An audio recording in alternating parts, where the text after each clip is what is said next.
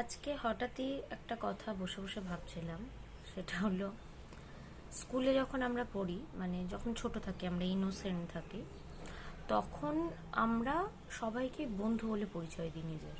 মানে যাদের সাথে একই ক্লাসে বসি, আমরা যাদের সাথে পড়ি, তাদের সবাইকেই আমরা বন্ধু বলি। মানে কারোর নাম দিয়ে যদি বাড়িতে তাকে, মানে তার পরিচয় যদি বাড়িতে করাই, তো বাড়িতে বাবা মাকে বলি, একে দেখছো, এ আমার বন্ধু হয়, আমরা একই সাথে পড়ি।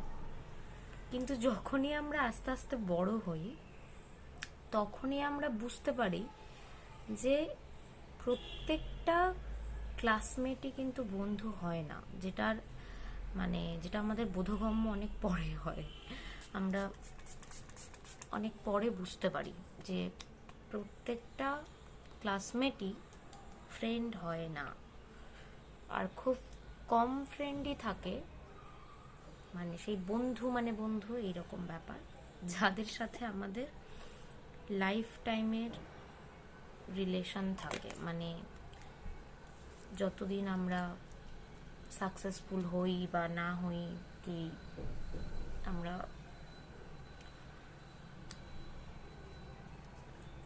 বিয়ে হয়ে অন্য জায়গায় চলে যাই বা একই গ্রামে একই পাড়াতে থেকে যাই, সেই ব্যাপারটা সেটা অনেক পরে হয় বা অনেক কম হয়ে যায় তখন বন্ধুত্বগুলো। ফ্রেন্ড সার্কেলটা আস্তে আস্তে অনেক ছোট হতে থাকে। কিন্তু যেসব বন্ধুরা যখন পাশে দরকার তখন থাকে না, বাট একটা মানুষ যখন সাকসেসফুল হয়ে যায় তখন গিয়ে দাবি করে, জানিস, ওকে চিনিস। সাকসেসফুল মিনস যাদের এখন পপুলারিটি অনেক বাড়ছে, এখন তো ইনস্টাগ্রাম, ফেসবুক এইসবের দিন।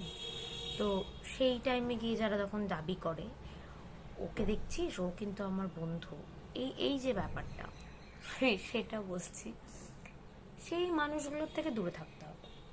তারা বন্ধুত্ব শুধুমাত্র নেম ফেমের জন্যই রাখে, এটা আমরা সবাই জানি। বাট কিছু কিছু টাইমে আমরা এগুলোকে নজর আন্দাজ করে দিই, জাস্ট লাইক ঠিক আছে চিনি ছোটোর থেকে, ওই রকম। বাট মানুষ একদিনে সাকসেসফুল হয় না, ইট টেক্স টাইম। তো সাকসেসফুল হওয়া মানে স্ট্রাগলের থেকে সাকসেসফুল হওয়ার যে জার্নিটা, সেই জার্নিতে কারা কারা সাথে আছে সেটা খুব ইম্পর্ট্যান্ট। কারণ সাকসেসফুল মানুষের পাশে প্রচুর মানুষ আসতে চায়, কিন্তু যখন একটা স্ট্রাগলার সাকসেসফুলের দিকে মুভ করে, সাকসেসফুল হতে চায়, সেই স্ট্রাগল টাইমটাতে সবাই পাশে থাকে না। Choose your friend wisely so that you can understand who is your friend actually.